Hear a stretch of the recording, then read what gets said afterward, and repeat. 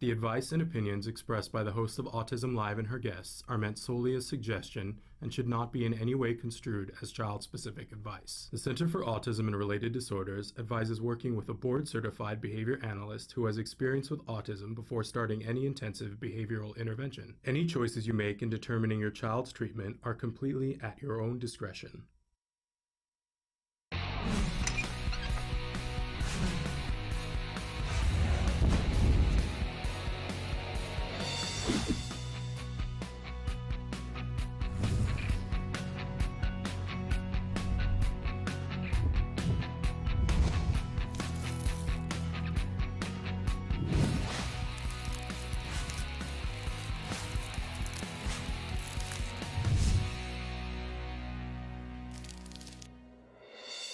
Good morning and welcome to Autism Live. I'm Shannon Penrod and so The excited advice to and be here opinions with you this expressed by morning. the host of Autism Live and her We might be having a technical glitch. We're back.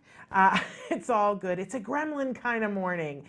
It's a wonderful Wednesday morning and I'm so excited to be here. I feel like there are some lessons in life, and one of the lessons I've been learning the last couple of days is that everything is a gift, even when it comes looking like it's a bear.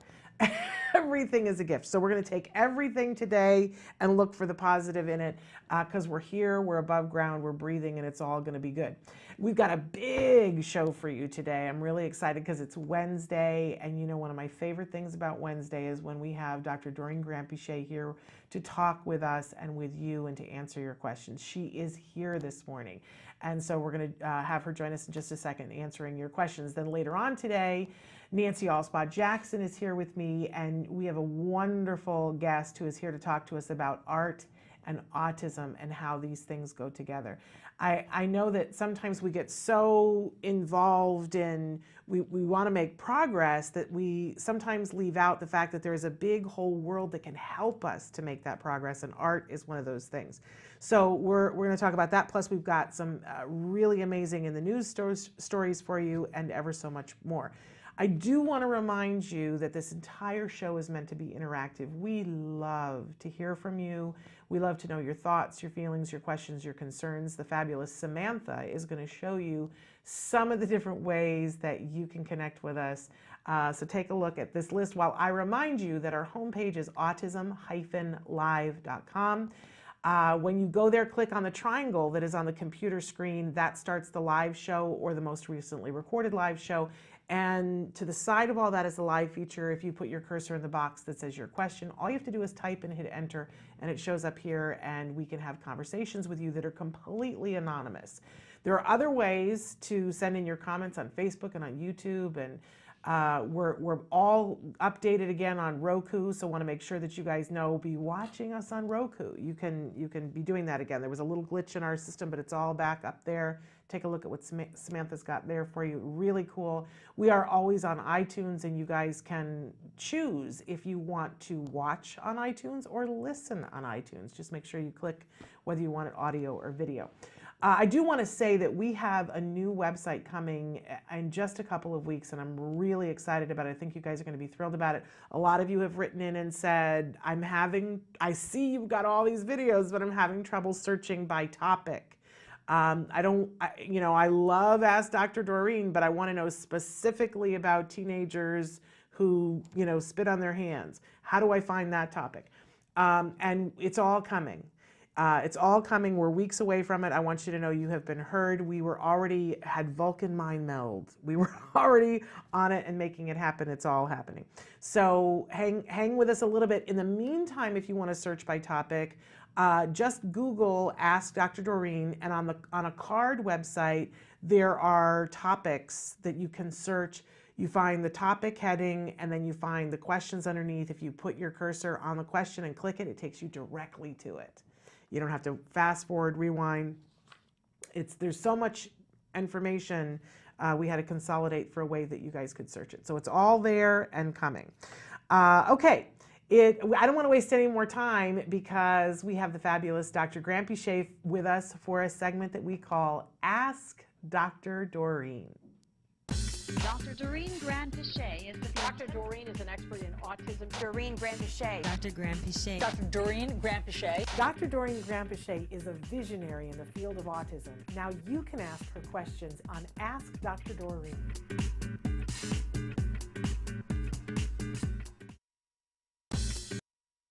Good morning and welcome to Ask Dr. Doreen. We have with us Dr. Doreen Grand-Pichet. Good morning and welcome.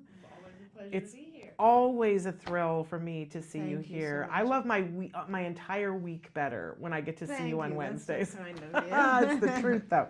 And for those of you who don't know Dr. Grand-Pichet, she is a fabulous, I believe, the preeminent expert on autism in our time, and there is no other time, as far as I'm concerned, for autism Thank you. than now. She's been working in this field. She officially, later on this year, can say 40 years. That's crazy, right? 40 We all years. want her skin cream because it just isn't believable. But she has been doing that, and so over that period of time, she has worked with very young children, teenagers, adults, even senior citizens. She has a wealth of knowledge. She started the Center for Autism and Related Disorders, which is now 180 some odd offices and growing around the country with affiliates around the world. She also founded Autism Care and Treatment Today, and I want to say for anybody who doesn't know what that is, go to act-today.org. You still have a little less than a week if you want to apply for a grant in this quarter, but she started that. They've given away over $1.5 million. I think it's close to $2 million worth of grants at this point. So she's an amazing lady, and she gives us this hour every week that she can to answer your questions for free. So we love that, and thank you for doing that. Thank you very much. We do tell people at the start of the show that there is no expert of any kind that could give individual specific advice. So when you ask a question, give as much information as possible, but understand that she's going to give you information of a general nature to help you to, kind of decision tree what to do next and what to say to the experts who have eyes on the individual, whether it's child or adult.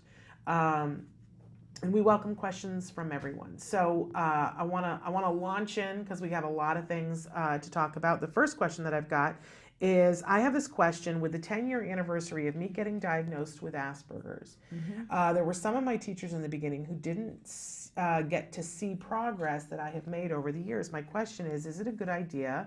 And if so, how can I show and tell them? They were the ones who sent prayers because back then it was bad. I mean, I think I, as a teacher, I would really enjoy knowing how my students have progressed, for sure. So I think it's a great idea. I don't know if I mentioned to you, about a month ago or so, I was heading over to Florida, and it was a overnight flight. Did I mention this to you? You did, but tell them. It was just so touching because I sat on the flight, and you're always kind of getting geared up for an overnight flight, so I was just arranging my stuff and kind of getting ready for that, and then a family walked in, and the mom started talking to me, and I recognized her sort of, and I was like, how do I know her? What's the relation? And then 3 young individuals followed her who were her sons, and her children overall were like 16, I want to say 19 and 22. And I recognized them, and then Dad came in, and I realized that this was a family, they told me, of course, and this was a family that I worked with for many years here at CARD, and all 3 children had been diagnosed, all 3. Wow. And they were, at that time, this is years ago, so they were regional center funded family, and so we would, for the boys, I remember we would get like over 20, 30 hours a week for a while. Regional center was very good about this. And then, and all 3 have completely recovered, and I don't want to give away too much information, but they're, 2 of the boys are in like Ivy League universities, and they are, and the youngest child is still in high school last year, but very, very just impressive careers ahead of them. And it was such a, when I finished, they recovered with us, but not the little one, but the other 2 had already finished, but they're so young at that point. They were like I don't know, I want to say 12, 14, you know, and when you see them later and they come back and they're like in their 20s and they're attending Ivy League universities and doing absolutely, and just so social and appropriate with me, and just so friendly and amazing, and just like, oh my gosh, it was so life-changing for me and my husband too, who's, you know, seen a few of these things, but he was like, he couldn't stop talking about it the whole week. He's still talking about it. But and it's just so amazing to experience that. And so I think any teacher who is given the opportunity to know how you're doing years later, it's a gift. If you are willing to share it with teachers, I think that it would be nice for them to know how you're doing. Absolutely. And I know later on somebody asked that they would love to be on Autism Live. I don't know if it was this particular person who questioned. We've had a lot of requests lately for people who want to be on the show, and I want to tell you that you know, I like to make room for everyone. If anybody wants to be on the show, there's a very specific thing that you need to do, and that's write to me at s.penrod@autism-live.com and give me a short one paragraph about who you are and what it is that you particularly want to share on the show, and then that starts the conversation between us. And you know, we like for you to have a specific topic to come on and talk about, but this would be a good topic, for instance. Absolutely. Somebody who wants to come on and say, I want to thank this teacher, this teacher, this teacher, and we can even see if we can, you know, connect with the teacher. It would be a very fun thing to do. Absolutely. So s.penrod@autism-live.com. And that's to anybody that's out there. If you know, somebody was like, why have I never been on Autism Live a couple of weeks ago? And I was like, well, because you got to let me know what you want to be on. Yeah. There's a process, and be a part of the process. So we enjoy that. Okay, we're gonna take a break. That's what we're gonna do, and then we're gonna come back because we got some interesting questions here and stuff that you guys are writing in. So please stick with us.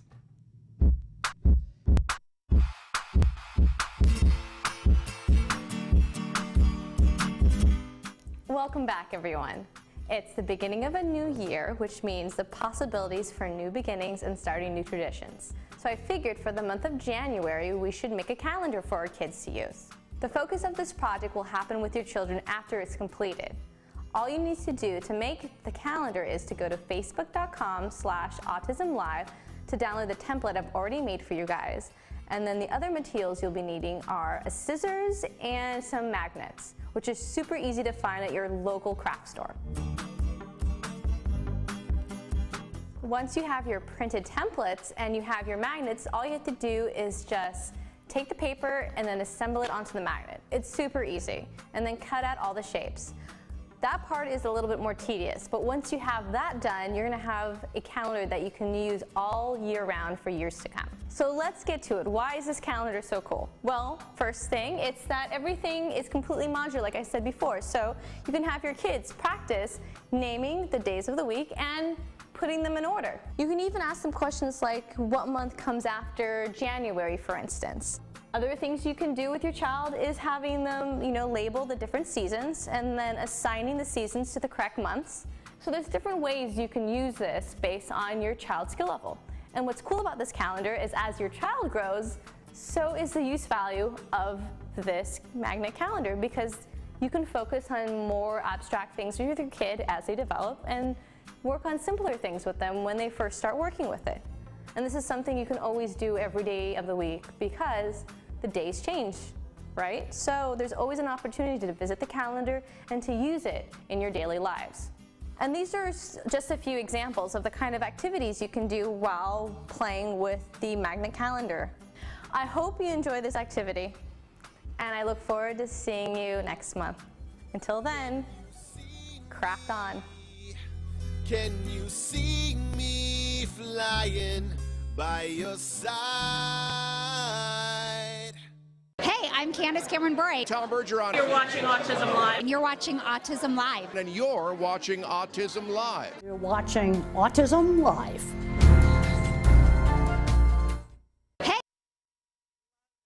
Love having all those wonderful faces that are watching Autism Live.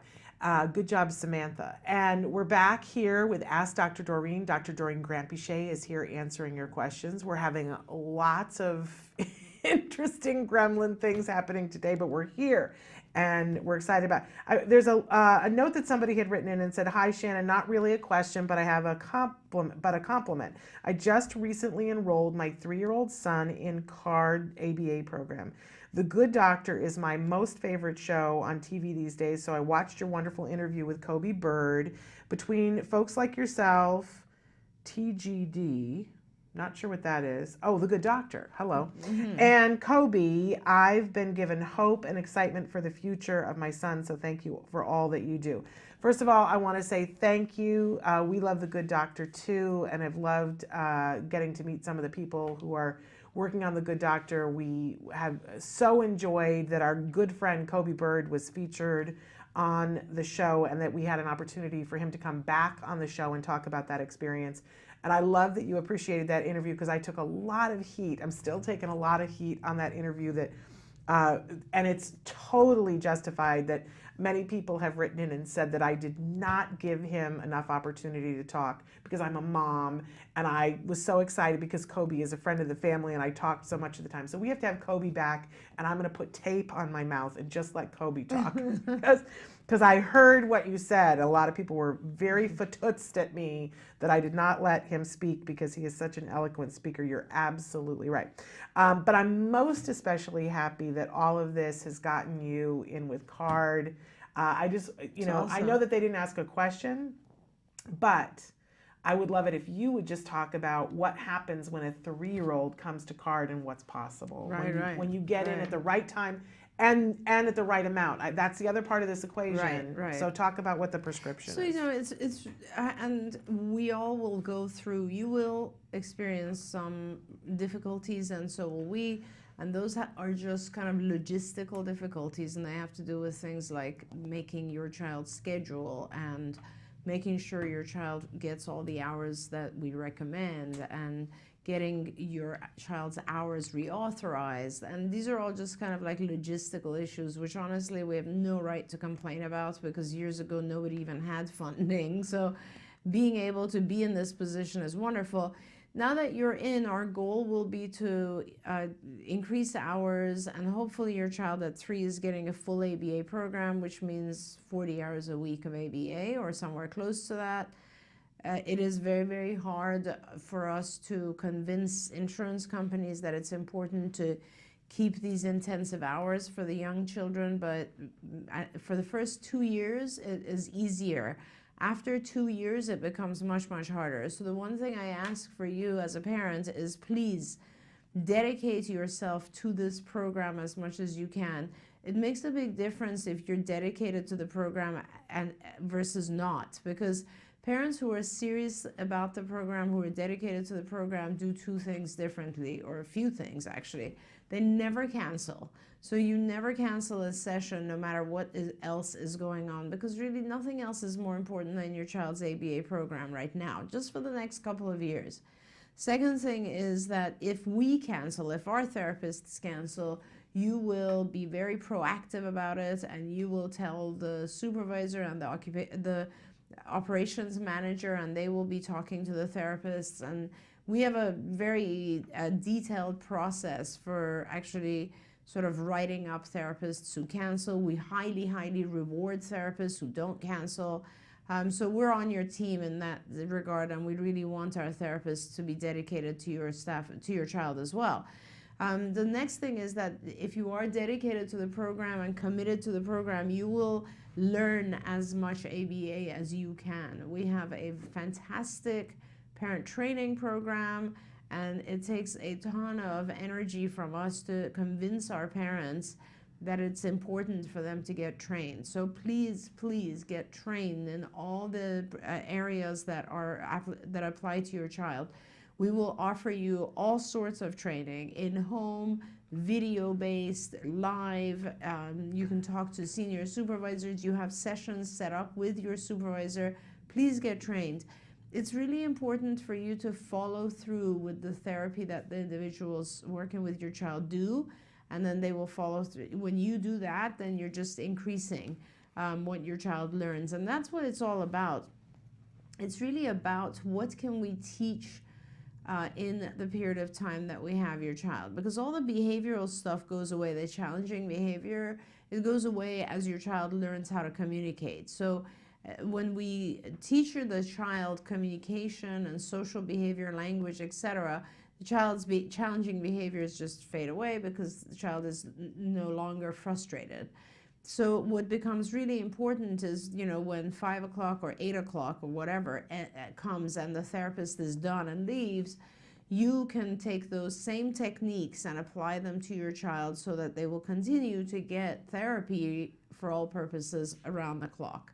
And that's important. And so the last thing is, please have a very open dialogue and conversation with your supervisor, and make sure that the supervisor, that's the BCBA who's running the program, is very involved and engaged and listens to your issues. Do not hesitate to take your issues further up if you need to. I hope you don't need to. But we have hundreds and hundreds of supervisors, and I want to make sure that our patients are always cared for. And so please don't worry about telling, the next person up. Be patient. Make sure you just treat our people as your friends, your team, your child's team. Honestly, the biggest successes come to those families that work with us as really good team members, and they're understanding of our limitations, but also they are involved and engaged so that our people at the local sites recognize how important this is to you. And then we will all do the best we can. And given that your child is this young, you are opening the door for the most positive outcome, because this is the best age, age 3 to 5, best time for us to be teaching your child everything he or she needs to function normally in the environment, to do well, to grow up and not need us. So I'm very excited for you, and this is going to be a fun journey. Every step of the way, you're going to get to appreciate incredible milestones and goals that your child achieves. It's fantastic. Good luck. Let's work together to make this happen. Part of the family. I want to say really quickly to consolidate, because CARD did a lot of research and continues to do a lot of research on outcomes and why do some kids make more progress than others. But there were 3 things that came out of a recent study that they could point to that said these 3 things indicate kids that will most likely make the most progress. And one of them was frequency, how many hours. It's the #1 thing. Right? And then the second thing was having an experienced BCBA on your case, which CARD gives to you. Plus, CARD has oversight over all the BCBAs so that it's not just one experienced BCBA that has eyes on your kids' program. There are several that do. And then the third thing was parent involvement, parents learning what to do and parents staying involved. That if you can put those 3 things together, and when the going gets tough, and it will, at lots of different times, if you can put those 3 things together and go, we're doing though, you're going to do well. So those are the 3 things to be looking out for. Now, while you were having this wonderful conversation, I got the Facebook up and running, and we've got a lot of people watching from different places. Want to do a shout out to Cornwall, Ontario, Ohio, Phoenix, Arizona, Asheville, North Carolina. More that are coming up, but we also, you use the R word, the recovery word, and we have people who have questions and feelings and emotions that come with this, and people are saying, what do you mean? Somebody's just flat out, you don't recover from autism. Augusta, George is watching too. So somebody said, you don't recover from autism, you can learn to help them live and work with it. And somebody else said, well, I just started watching when she said that 2 kids recovered, so I want to know what she meant. But I would agree with you with not recovering, but I just want to learn more about it and about helping your child.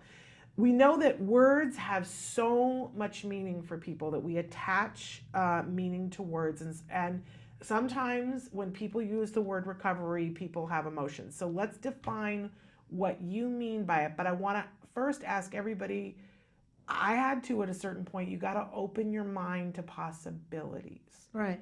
So, and I have to say, Shannon, it also evokes a lot of emotion in me. I bet. Because my entire life has been dedicated to this field. Yeah. So let me just you know, I try very hard to not get defensive as well. So I'll do my best.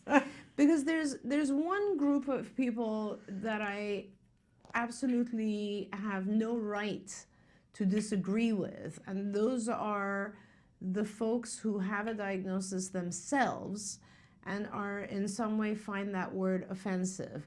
I have absolutely no right to tell you how to feel by any means. And in fact, I apologize if there's anyone listening who is on the spectrum themselves and they find the word recovery somewhat insulting.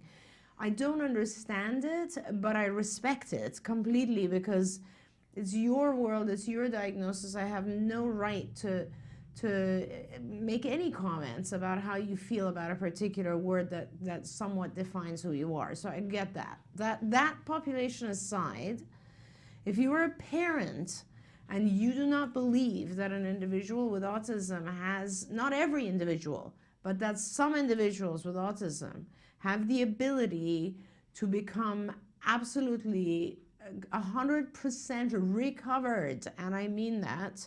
In other words, they have nothing different than any other child or an adult or individual, then I have issue with that. And I want to talk about that because if you haven't seen it, it doesn't mean that it doesn't exist.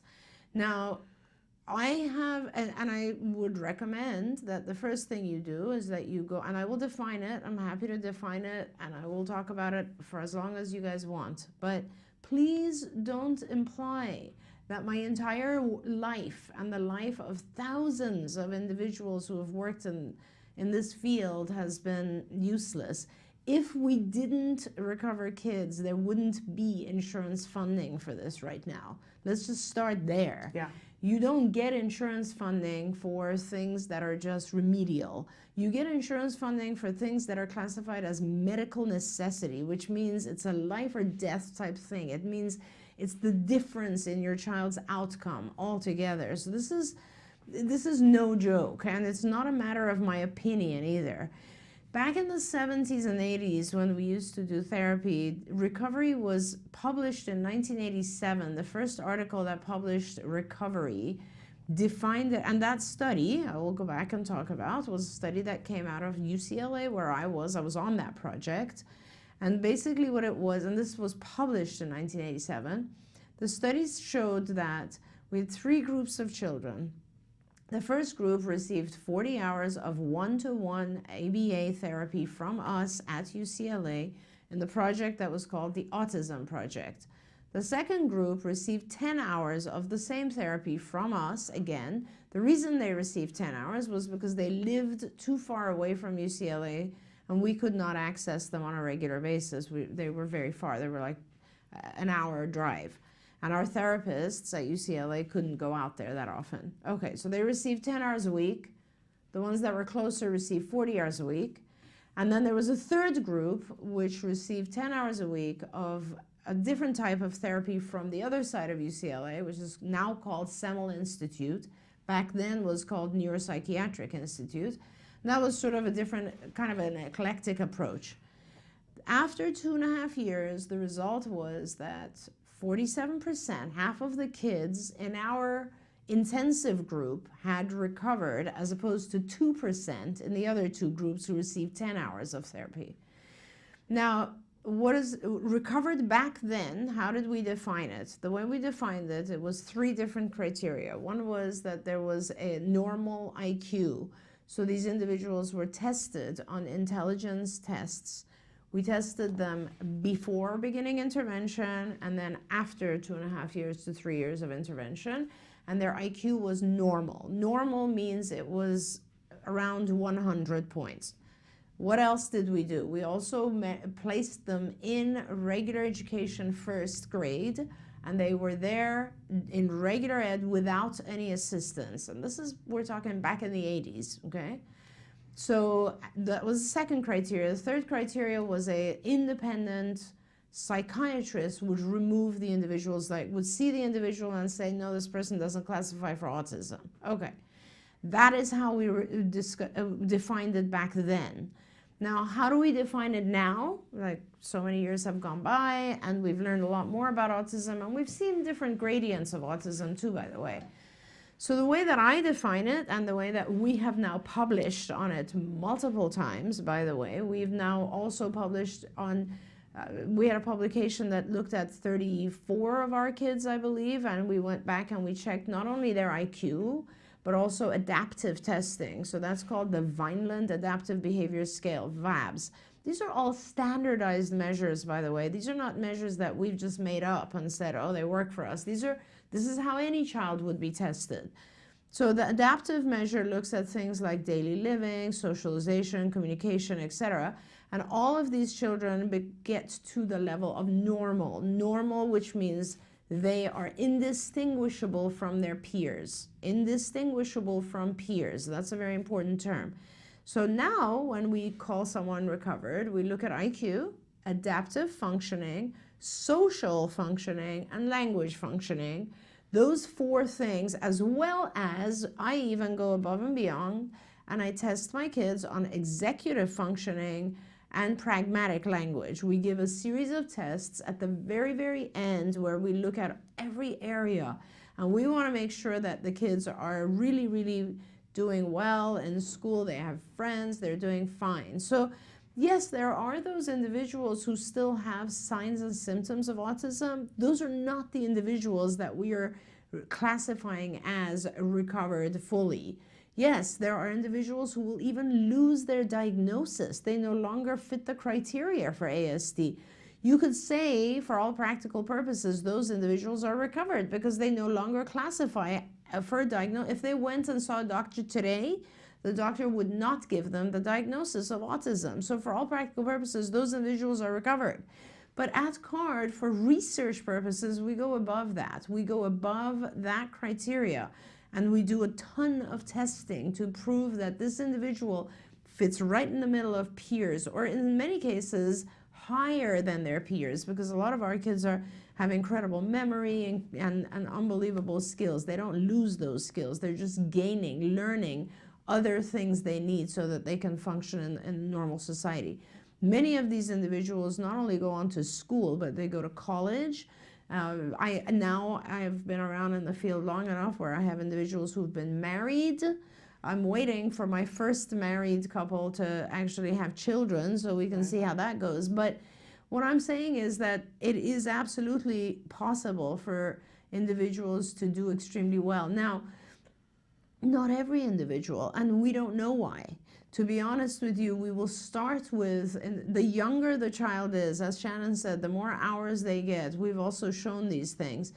It's a matter, this is how I see autism, and can I keep ranting? You can. Sorry about that. Taking us to church. No, people are liking that. We have people from northern India saying more on recovery, and I just don't people want, are thrilled to hear. I don't want people, many years ago, you guys, this is one thing about being in this field for 40 years. I will never forget, I was probably in my late 20s. I had finished my doctorate, I was licensed, I had just opened CARD. And I remember testifying, maybe I was like early 30s, I don't remember. I remember testifying because we were trying to get funding for people back then. I remember testifying in court for a family here in California. And the judge, this is where I've come from. And this is why I get so upset with people doubting the fact that there's a lot of potential for people on the spectrum to recover. And I want to talk about that because there's nothing wrong with having ASD other than the fact that it makes it harder for you to integrate and benefit from what society has to offer. That's all. Just as if you had hearing impairment. There's nothing wrong with it. No one's boo-hooing it or saying anything bad about it, but it is definitely harder for an individual who's hearing impaired to use what's around them in society because they need modifications. It is difficult for someone who's blind. It is difficult for someone who has to use a crutch. Everything makes it more easy if you are able to integrate in society, if you're able to benefit from normal education, if you're benefiting from having friends. All of those things, I think personally, are beneficial to you. So why not allow us to teach the individual as much as we possibly can? How does autism, to me, this is how autism is. So first of all, to begin with, I mean, I formed my own theories of where autism comes from. But from my perspective, autism is a diagnosis that has to do with the inability to detoxify fast enough from all these environmental toxins that we experience. These affect the child's developing brain in different ways. Some children will have very severe effects based on the developmental period. Let's say the child is very, very early on and they're not able, they have high toxicity due to exposure to various things, which we can't even measure. There's no way we can measure all the toxicity in our environment. There's too many types of toxicity, and we also don't know the genetic composition that leads to this low redox. So it's a combination of being unable to detoxify and being exposed to all these toxins, leading to the differences in how we learn.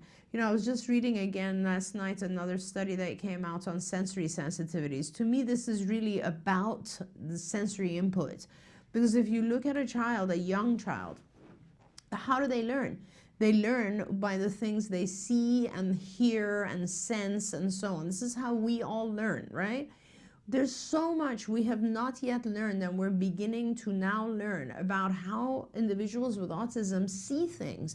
I mean, Temple Grandin tells us this from years and years ago when she was a child, that she used to see things in individual boxes, right? We now know through studies that individuals with autism actually, when they see a scene, they're seeing certain things that we're not seeing, and they're not seeing other things that we're seeing. Right. And you know what? I guarantee you there's differences amongst us similarly. We just don't know it. Yeah. Because we are within the similar realm. So if I look at something like right now, I'm looking in that direction, of course the first thing I see is the camera. But at the same time, without even diverting my eyes, I see you, Shannon, I see the screen, I see all the things in the room. Individuals with autism don't have those same exact capabilities. They see other things. Like when they're looking at the camera, they'll see the logo on the bottom of the camera where I wouldn't necessarily. And so because of the fact that they perceive things sensory through their senses differently, because of how their brain was developing early on, they learn differently. It is just as simple as that. They learn differently. Now, when they learn differently, sometimes it is so far from what the environment has allowed us. Like, just as an example, if I'm auditorily, it's the same thing. They have different sensitivities and selectivity. So auditory, let's assume I hear sounds more than I hear language. One of my own kids said this to me. Andy said this to me, you know, one of my recovered kids. He said to me, I used to hear background noises like the door screeching much more prevalent than the sounds of language. If that's the case, you're never going to learn language. You are going, because language is a background noise. Yeah. You're going to learn to block language. So their sensory input is different. If we're receiving information visually and auditorily in different ways, we're not going to learn the same way. What does ABA do? ABA adjusts that. That's all it does. ABA sits with the child and allows the child to learn through different modalities. It gives the child the ability to pay attention now to all the different things in the room instead of the logo. It gives the child practice at a very early age to listen to the sound of language as opposed to those background sounds.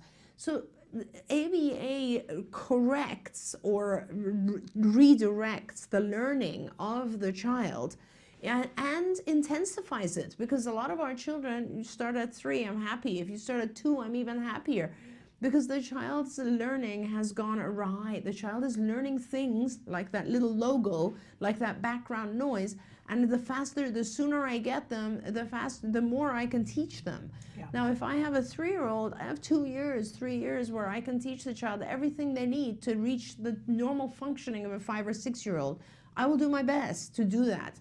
And that involves lots and lots and lots of hours of therapy, but it also involves the parent making sure the child is sleeping, making sure the child is not eating anything they're allergic to, making sure the child doesn't have massive gastrointestinal issues and pain.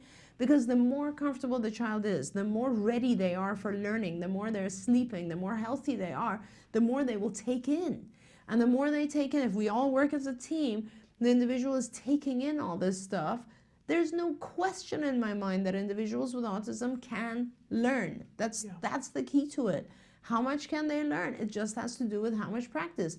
If someone comes to you today, to me, and says, hey, at your age, can you learn Chinese? I'll say, oh my God, it doesn't sound like it's ever possible. But you know what? It is possible. It's just a matter of how much time and effort I put into it. Yeah. That's what it's all about. So I'll take a deep breath. I appreciate it because we see the passion that you have for the subject and how much you love our kids.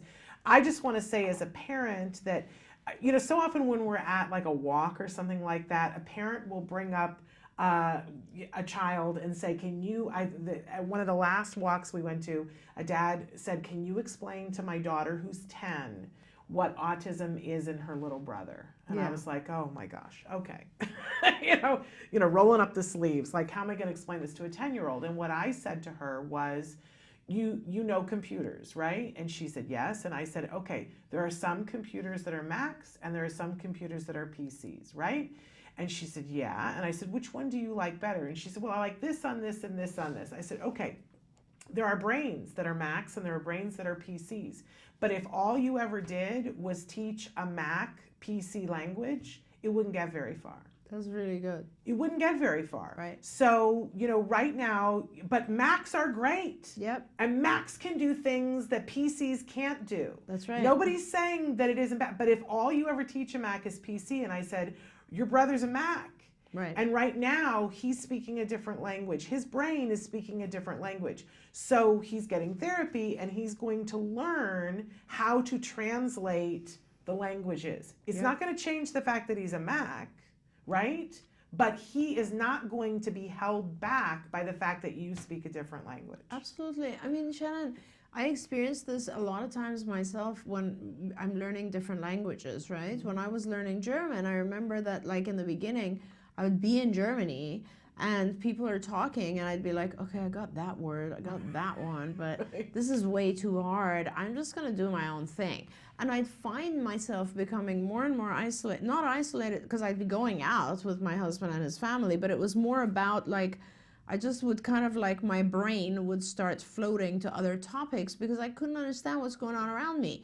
As time passed and as I learned more and more single words, even to this day, when I go back, I completely understand everything now. And I never even took a single class in German at all. It was just a matter of practice and exposure, and I could pick it up. An opportunity. And I know it's the same thing because I went through, it's the same exact thing as learning languages. And as you said, you know, the Mac PC thing is the same exact thing.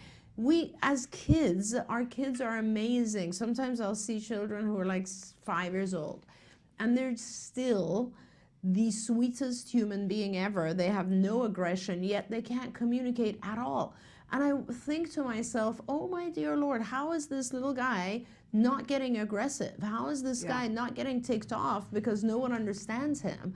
And I always tell the parents, it's because of you. The parent has been amazing as figuring out what his needs are. And you know what? You need to stop. Like, this is the very interesting thing. I think you may have said this to me, or a mom said this to me and said, do you realize that when they're babies, right? We have to figure out with our babies why they're crying. Is it a cry because they need a diaper change, or they're hungry, or they're angry or hurt, right? What's going on? Yeah. So we figure that out. With kids with autism, we never stop that. Yeah. And with normal kid, typically developing kids, at some point we're like, you're 2 years old, you need to use your words, you know, and we don't do that with our kids. The reason I get so passionate about this subject of recovery is that personally I feel that if I don't set a high enough bar, I am not doing what I'm meant to be doing. I am accepting less than the child that I'm working with can produce. And then I'll be no different from everyone else who's just babysitting. And that's not what my world is about, nor is it what anyone at CARD is supposed to be doing, because our goal is not to maintain the kids where they are. Our goal is to teach them. And whether we can teach them one new subject or content or 1,000, we have to push. We have to push higher and higher, because otherwise we're just accepting, and the child will not go beyond the limit we set for them. As far as I'm concerned, individuals with autism have no limits. There is no upper limit. I want to push them for the rest of their lives to be happy, to do the best they can. And it's not really about recovery or not recovery. It's just about that limit. It's about never expecting the child to do anything less than I would expect anyone else to do. I think too, and one of our colleagues has asked me to do more on the show about recovery, and I expressed to him, I said, you know I want to, but it always ends up in a discussion because it's a very volatile word for people. It is. But I do think that, and I'm just going to apologize and say we're going to do, for not having done this before, I'm going to apologize. We have to show more of it, because just like when your husband is still talking about having met these people, and to say, oh my gosh, he lives with you and knows what you do and sees everybody, but when you see it and you can see where it came from, I think in the beginning people go, oh, even people who've been around it for a while, they go, oh, I didn't know that was possible. That's right. We started at CARD, we had heard what was possible, and then about we had been having therapy for 4 years, and I introduced my husband to an adult who had recovered, and we had a whole conversation with him, and then afterwards we walked away, and I said, wasn't that amazing? Don't you feel like that's so incredible? And he said, it was a great conversation. What are you getting so excited about? And I said, you understand who that was that you just talked to. You understand that he was a kiddo on the spectrum. He's one of the recovered kids. And my husband clutched his chest. And said, oh my God. And said, are you, the guy I was just talking to that we were talking about, are you talking about that guy? That guy is a recovered kid. That guy and my husband was overwhelmed. Yeah. And he said, oh my gosh, Shannon, you see this all the time. That's the first time I've ever seen it. I need to be showing you more of that. So that's what I'm going to do. And honestly, for our viewers, please go on Amazon and order Recovered Journeys Through Autism. I made that film because it was for parents who went through this exactly the thing that you guys are going through. These are parents who were at very high level university settings getting their kids diagnosed and were told, put your child in special ed, just save your money, you're gonna need it later on. Your child's never gonna recover. This is not something that you recover from, all that sort of stuff. And we're talking, you guys, back, 90s, early 90s. And they didn't believe it, and they put all their efforts into it. And you will see these children when they started, and you will see these children at age 13, whatever, 11, 17, when they're done. And I wish, I don't have time right now, but one of my dreams is to do a follow-up on those kids, because the child who on there is, to me, looks the most severe is, I can't even tell you what he's doing right now in the world, because it's so high level. And he's, all four of those kids are doing incredibly well in their worlds. One of them is lecturing across the world about various things. They are more than recovered. Not about autism. I want to point out he's not lecturing about autism. No, he's lecturing about scientific He's talking about science. And he's getting his PhD in an area of science. And honestly, when I listen to his lectures, I'm like, good Lord, like, wow. You gotta love it. So, Okay. Because we're going to take a break. I'm going to stop you. We're going to take a break because you guys are writing in things. We want to read them. People's interest. And you guys want to know about funding. And we've got a mom who's going it alone, who's hit a little bit of a wall here that I want to make sure that we support. Short break. We'll be right back. Stick with us.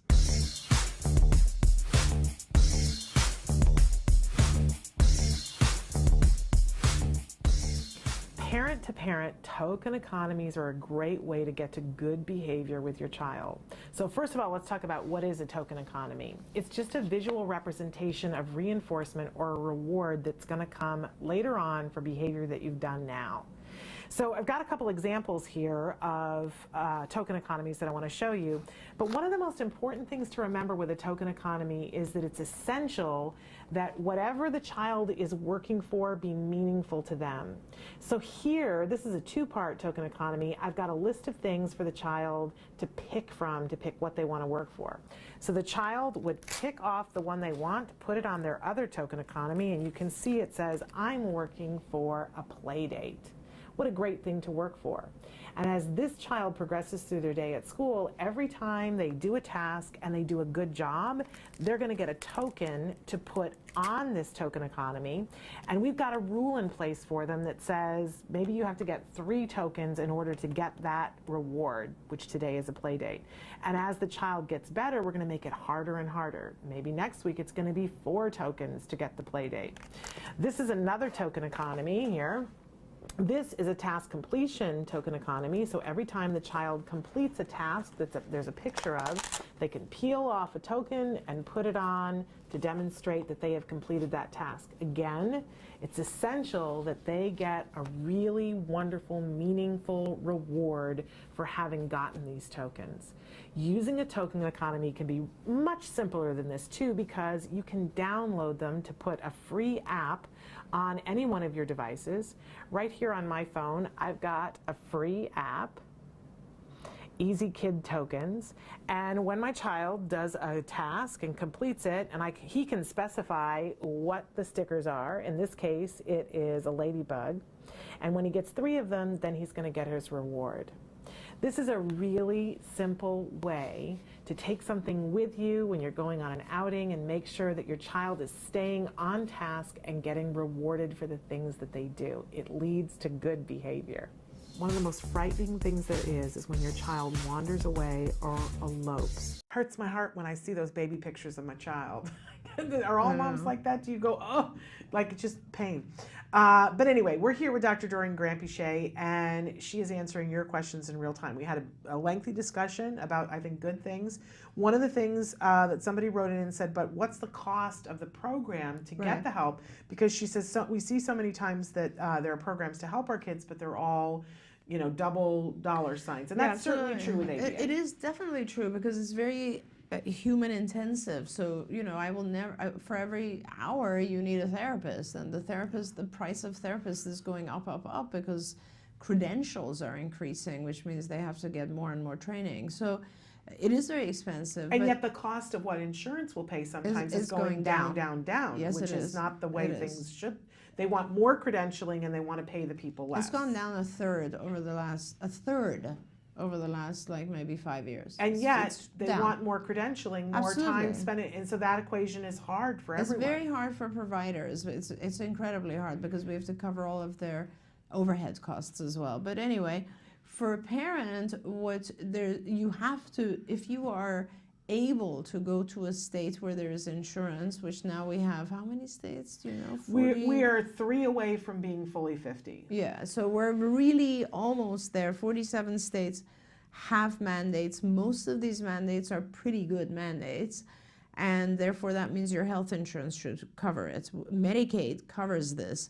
We accept Medicaid everywhere in the country, and I really recommend that you put effort into trying to get that going, because, you know, unless you're a millionaire, it's very hard to cover the cost of this type of thing. How much does it cost? It probably costs around, I want to say, $60,000 to $80,000 a year, and your child is going to be looking at 2 to 3 years at least, so of that intensity. And of course, then as the intensity goes down, the cost goes down. Now, in the old days, you know, before we had insurance, there were people recovering their kids. How did they do it? They got others to help. Now, there's a lot of different places you can go. One of the kids on recovered the video. Mom was in rural Idaho, and she used to honestly, she was in a very small village, and she's one of my heroes because she got, you know, everyone in this town to come and train with us, and we would fly out there and train everyone. So the neighbors would all come. It was unbelievable. Like, she had neighbors doing 2 hours, 4 hours a week, every week, just as a service to the family. And that's how we added up the 40 hours, and it was amazing. Yeah. She did a lot of her work, the work herself, and she was incredible. But the truth is that this is not something I recommend anybody does on their own. I couldn't do it. I couldn't do it if I wanted to get involved with doing it for my own kids. It's too much. And it's just too emotional for the parent, too. It's too much. So you got to get help. And honestly, we talk here about what's, good, better, best, right? And Dr. Grandpichet has given you guys a lot of resources if you're not near a card office, Right. although she's opening more card offices. But there's the card book. Yes. We actually had a question about that I don't know if we're going to get to. But there's the card book. So for people that don't have internet, there's Skills. The biggest available to resource you. that we have, I think, is Skills. And that's why I made it. I And- made it for parents. And a companion to Skills is IBT. That's right. That an Institute for Behavioral Training, so you can get trained in all the things that a therapist gets trained in on IBT, and you can get all the lessons that CARD has at Skills, and you can use IBT to train your neighbors. You don't, it might be helpful to have somebody. There are times that you can do a consultation.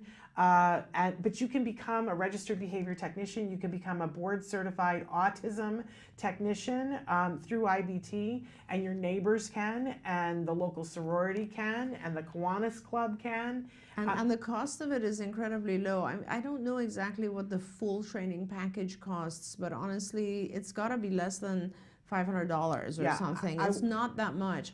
And you I can think it's use like it, $425. There you go. And you can use it for as many people as you want, and you can repeat it. You can do whatever you need to do to get all these people trained. This, I don't know, I think it's at 70 something a month. Yes. And you have access to more than you need on here. Between the two, you can actually get this done at extremely low cost. So we actually have a discount that is going to be go. coming from if you are an Autism Live viewer, and I'm not sure what the code is, but I think it's A Live. So if you go to Order Skills, tell them that, say Shannon sent you, and there's a code. I think it's A Live. I'm going to get that to you guys this week. I'm going to do that so you can get a discount on it because you're a viewer of Autism Live. So there's that. Now, you still have a ways to go, and it's still a lot to do, and it's a Herculean effort, but yes, it's so much better than it's not. the cookbook. We're giving you the training, we're giving you kind of the curriculum, we're giving you the assessments that are necessary, we're giving you the ability to measure your child's progress and to know exactly what to teach next. Okay, so all of that is there. It's just a ton of work. It's a lot of work. I want to go right now to, we had a question from our West Virginia mom. She said, hello, West Virginia mom here. My question is, what should be my realistic goal of time spent daily doing ABA? As you know, both of my kids are on the spectrum, and I had to pull my daughter in homeschool due to severe bullying. I'm finding it more and more difficult to schedule time for one-on-one time working with them. I knew it would be difficult doing it on my own, as we have no resources to cover the cost of ABA. And I was not prepared for how difficult it is, even with years of training. I go through these periods where everything is working well, and these other phases, like now, where I'm almost in a panic. Can't get my hands on enough research and articles and information, and I get incredibly overwhelmed. What should my realistic goals be with each child in terms of amount of therapy done? I know that varies by person, but any input at all would be greatly appreciated, and thanks for all you guys do. Love, from West Virginia. It's that I know that you're trying to work, and I want to say that I see what you're doing, and you are an amazing, amazing mom, man. Yeah, honestly, I wish there was a way I could help you more, because you are an amazing mom. It's hard. I can't give a prescription because I don't know the kids. When you have young children, generally the general rule is, if the child is starting below the age of, I want to say 4.5, then you should be trying to do an intensive program, which is like 30 to 40 hours a week. And you should do that as long as the child is going at a very fast pace. If the child is it doesn't matter what level of impairment they have when they're that young. You should just give the child full force. When the child becomes school age and starts getting into like 7 and 8, then you sort of need to readjust your program, because there's all these other things that are now hitting the child's world. You know, sometimes I'll even tell parents, the child's doing so well, like, don't worry about academics right now. Math is not as important as language. You know, so you'll have to make those choices when the child gets to a certain age. The older you get, the less funding there will be for it, and the more severe we just actually did an analysis, Shannon, of our database we looked at 3,400 children, and we concluded that what is being recommended, we're very happy about, is that the more severe the child's needs, then the more support, so the more hours they should be getting with severity. And that is true all the way up to 18. Okay. When we're looking at a child who's sometimes past 18, there's all kinds of variation, but literally we looked at ages 2 to 18, and we noticed that if the child is more severe, like they have more symptoms, they are definitely getting more hours. That's the way it should be. But you know, you're one mom and 2 kids. I don't know how you can do this. I wish you could get more people involved. And why don't you have funding? You should have funding in Virginia. Okay, so here's what I'm going to ask you to do. You have my email, but I'm going to give it to you again, s.penrod@autism-live.com. Let's you and I connect and come up with a plan, because things are constantly evolving. And I know when I see you saying that, you know, you're doing more research and stuff, and I understand that. I get that. You and I totally get it. But let's use your time productively. Let's make sure that you're getting everything that you can get, and let's beat the bushes, as they say, and see if there's more that we can find in those bushes. How about that? So we're past time for you, because I know that we have to let you go. But we want to thank you. It's my pleasure. And thank you for the I inspirational hope I didn't talk. offend any of our viewers. I just get very passionate about what our kids are able to do. Well, you know, and I have seen what you do firsthand. So I'm going to say to you, you stay passionate. You don't need to apologize. Thank you. I will take whatever guff. That's what I will do. Thank you. And then we'll sort it all out, but it's all good, because when people are on your side, you got to recognize it. She's on our side. Okay, we're going to take a break. And then when we come back, it's time for Let's Talk Autism with Shannon and Nancy. Nancy Allspot Jackson is standing by to join me, and we've got a great guest. We're going to talk about art and autism, and we've got news to cover as well. So stick with us.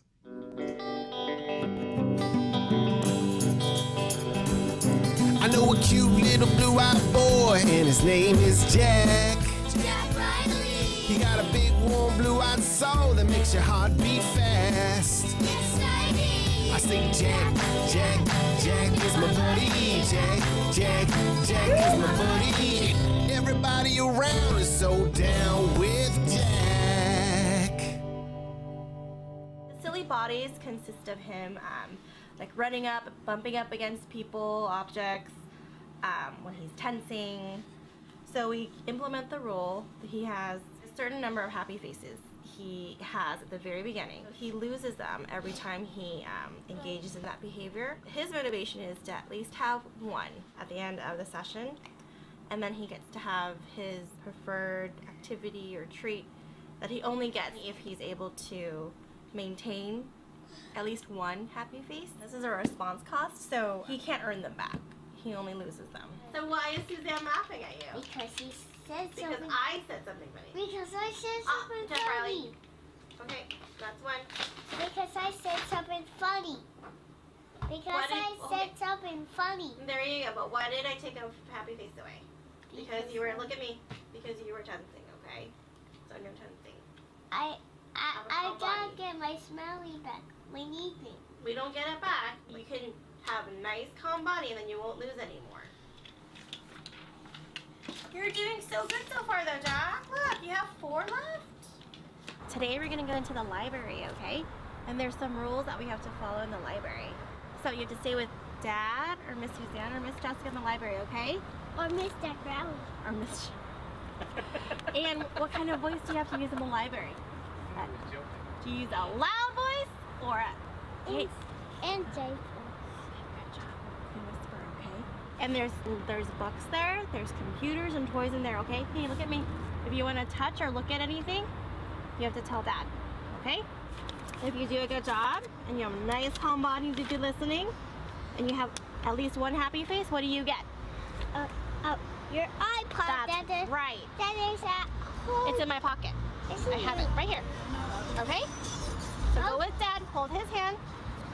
Inside voice, okay? These What do you want to get a book about? about towers. About what? Towers. Towers? Fairy tales? Castles? Okay. Let's have this book. Nursery rhymes? We're gonna go find this book, okay? Let's go. Come on. Nursery rhymes that is in the test. See how they have letters? We're looking for the letter A. Let's go find A. Go find the letter A. Let's go find it. Yeah, that's the number 4. We're looking for the number 5. We found the letter A. And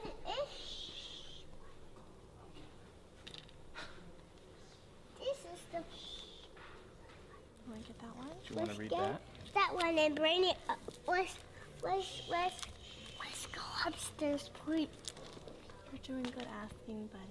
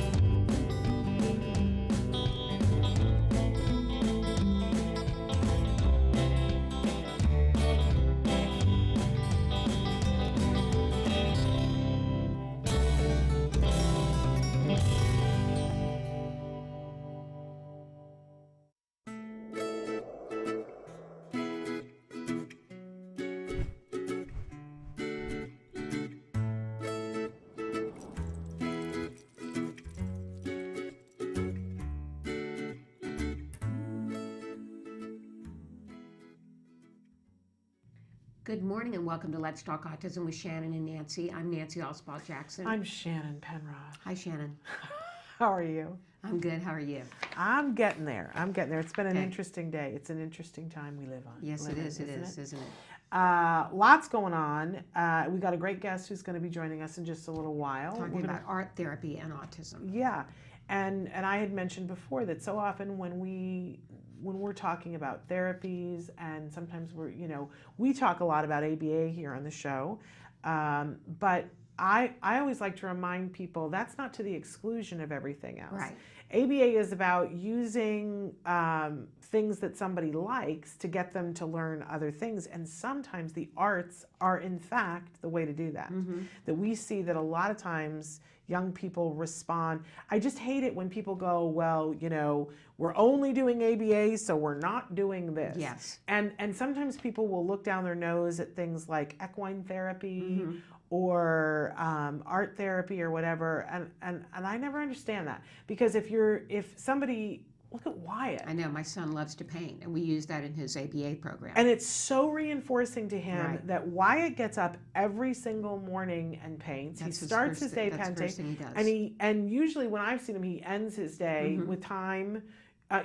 My kid goes and plays video games, but Right. your kid sits there and paints and does studies on color Mm-hmm. and says, "Mom, what color is this?" Like, you can't say to me that this is not reinforcing to him, because it's what he chooses on a regular Yes, basis. and a lot of times his therapist will use drawing at the end of a time period to reinforce. And some of the different, I think they've gone back to it over and over and over again with Wyatt, because it's the thing that he loves. Yeah. Just like with Jem, the computer and doing things on the computer and doing things on a phone became the reinforcer, so Right. that if somebody wants to get him to do something, they start a conversation about video games, then they launch into the thing they really want him to do, and then they come back to the video games. Right. It's all, because it's the reinforcer. Yeah. So it's not to the exclusion of. That's what you're saying, ABA. And some young individuals really respond to a horse. Right. Like you could say to a kid,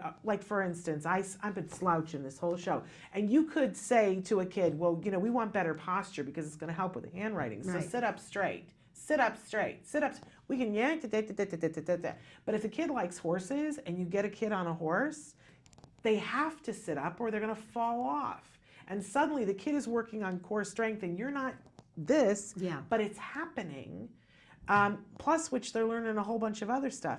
And I just, it makes me nuts when people think that that's like somehow antithetical to ABA. It isn't at all. Right. Very much can fit in a program. Anyway, yes. And we always need to be looking for what do our kids, what do they respond to? And I know some of you are going to say, but my kid doesn't respond to anything. But then, it's sort of like when you go to the toy store.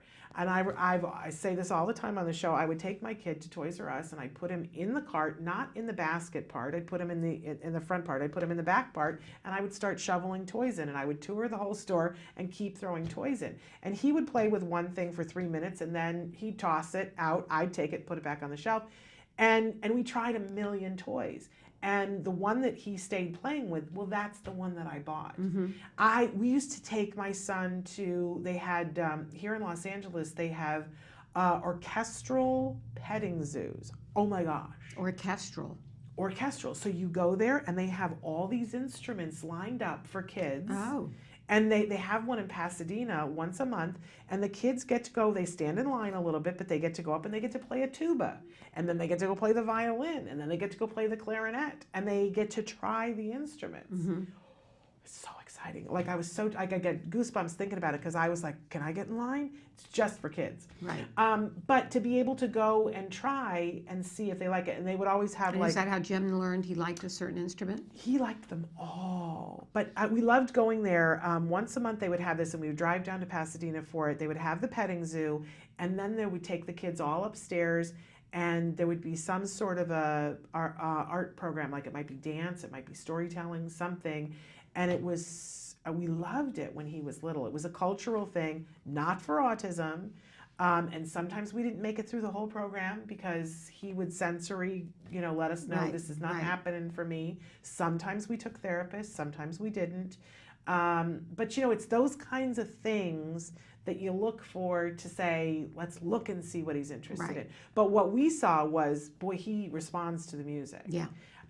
So, you can't they're not everywhere, but we had that one mom on who that's just her job, that now that she finds things to take her older daughter around to do, and then she takes other kids with her. And where there's a will, there's a way. In any case, we're going to talk about art today. Yes, we are. Did I just go off? That's okay. You just had a little side tangent there, but it was very revealing. And well, some good. It gets exciting when you start to see weren't you excited the first time you watched Wyatt paint and love it? Yes, because he loved it so much and he was so little. Yeah, it gets really exciting. Jem, in the beginning, the first thing that I saw him be excited about was taking apart the vacuum cleaner, and anytime there was a grate, we would go on a walk, and if there was a grate anywhere, the smallest grate, the biggest grate, and he needed to touch it, feel it, get up close and personal, and I was like, oh, how is this ever going to be functional, right? It bummed me out. Like, I would come home and cry and go, why can't my kid have something? We just talked about this the other day, that Christina Adams, her son was into airplanes. Right. So she took him to the airport, and I was like, there's no grate factory. Right. What am I going to do that he wants to take apart a vacuum cleaner? But I one day left our camera sitting there, and he picked up the camera and he started taking pictures. We have some of the most beautiful pictures of grates you've ever seen. But that taught me he liked to have the camera. Right. So then I pointed him in the direction of other things. We have a book that we did of photos that he took, and that helped us to find the next thing. Right. And find the next thing. So anyway. And finding the photography was a big discovery. It was. And right now he is taking a photography class in school, and it's just so exciting for me that he's learning Photoshop and all these other things, and how to manipulate a photo, and about f-stop and all that, that stuff, and he's so into it. because he's always been into photography. Right. But my point is that the great led to that, Yeah. which then led to other things. Because in the meantime, he got into computers, so now he's learning how to take an image and use it to create graphics. So maybe he'll be a graphic artist. Right. I don't know, but it did come from the greats. Right. So there we have it. It's Anyway, don't using give its up. building chaining. Yeah, and just watching Right. and seeing and knowing that at some Where it point, leads. some point you're going to find something that they're really, really into, Right. and that, and don't be so literal with it. But I remember being so bummed that my kid's into grades. Yeah, I remember that day when I was like, this is not going to go well. Right. So anyway, all right. All right, so in the news, we have some good stories. Second City is expanding its comedy classes for teens with autism. So we know the benefits on improv comedy with communication skills.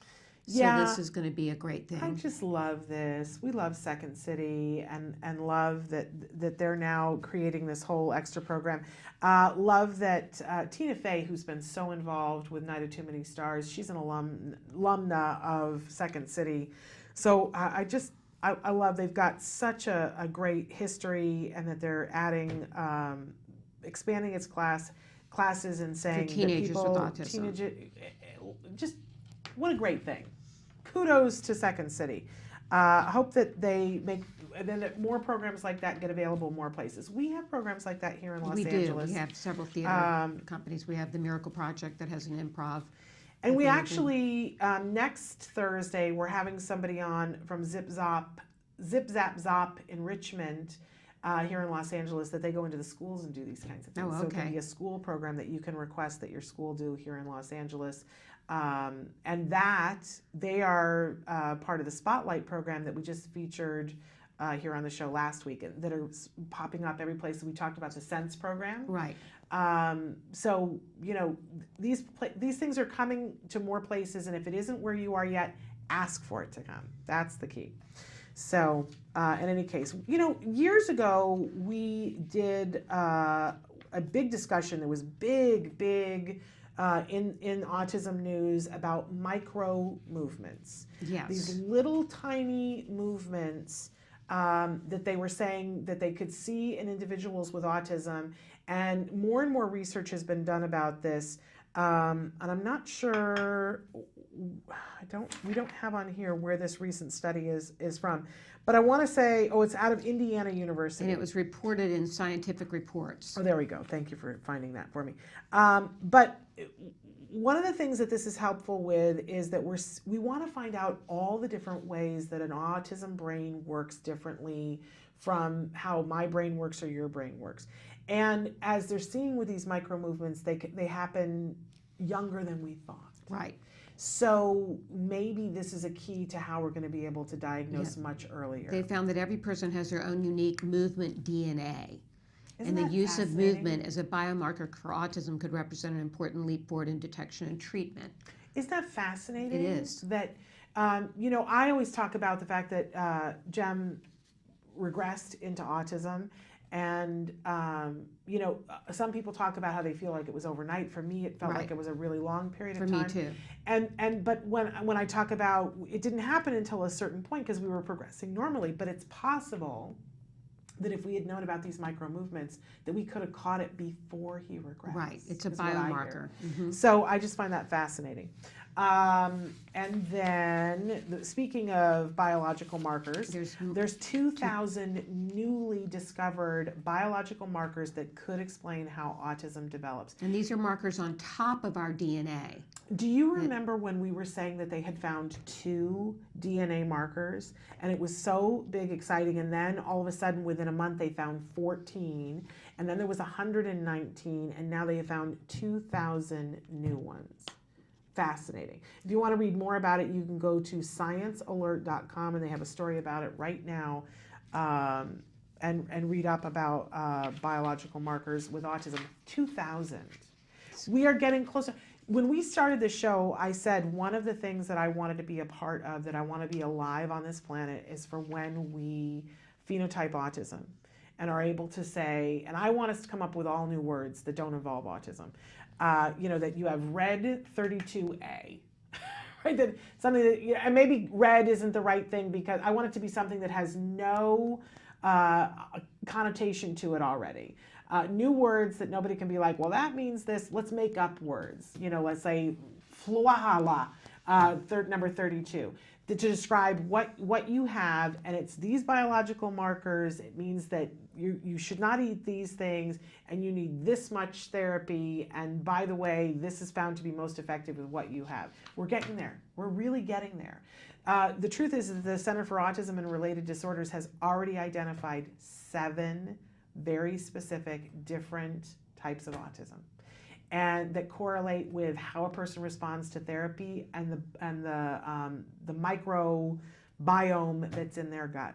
And are they using that to design therapy? They are. They're using that. They're learning that certain lessons need to be taught in certain order with certain kids. Okay. That I find fascinating.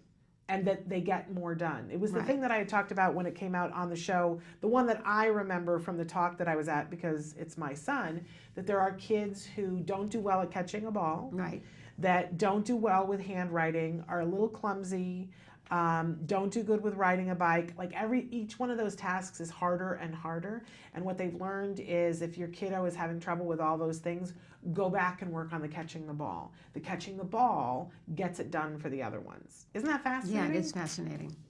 Really amazing stuff. And then our last story, which you found for us, is stress is higher for parents of girls on the autism spectrum. And again, that's one of those things where, I love it when they do these studies to show that it's there and it's quantifiable, but don't you just want to go, duh? Yeah, and one of the reasons why is that it's diagnosed later and sometimes not diagnosed. At all. At all. So, because girls we don't have the same expectations of girls that we do of boys. Well, and I think one of the things that we've learned over the years is that because the girls don't I think everybody knows that there's such a high prevalence of boys with autism. Right. So we're looking for it in the boys, not looking for it in the girls. Girls tend to be a little bit more social than boys are. So they can skinny pass, but a lot of times we find that the girls, when they are diagnosed, are more severe. Yes. They can be. But they get fewer services. Exactly. And that's one of the reasons why the parental stress is so much higher. Less services, more that they have to fight for, and when there are services available, this is what I hear from every mom of every daughter that has autism, is that, well, I got the services, but I went to drop her off and there's 14 boys and just her. Right. And I don't feel comfortable with that. It's difficult. And to which I go, I can completely understand how that would be. I feel, and everything's tailored to the boys. Oh, well, there's, not to be sexist about it, but, all girls are not going to be interested in robotics and Legos. Right. And I appreciate that Legos came out with a whole line of Legos that are more girl accessible. And believe me, I know lots of girls who love Legos in all of the colors that they were originally, but not all girls do. No. So anyway, this study is in the Open Access Journal, Autism Research and Treatment, if families are interested in looking at it. And in the interim, as we're trying to make things better for moms and dads of girls that are on the spectrum, it does a little bit fall to you that if you're seeing signs, go and get diagnosed. And we know how hard it is, we both know, to be in the room with a pediatrician and have your gut say that something's going on and the pediatrician says no. I know I left many times and went home and went, okay, and didn't fight. And I regret every single minute between when I fought. I don't know, do you? I think back and think, man, I wished I'd gone to another pediatrician. Oh, yeah. Wished I'd listened to my gut.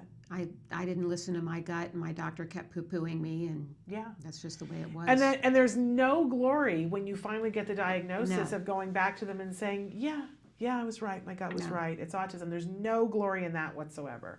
There's no, well, none of that. So please learn from our past things, follow your gut, keep pounding until you find the right person who sees what you see.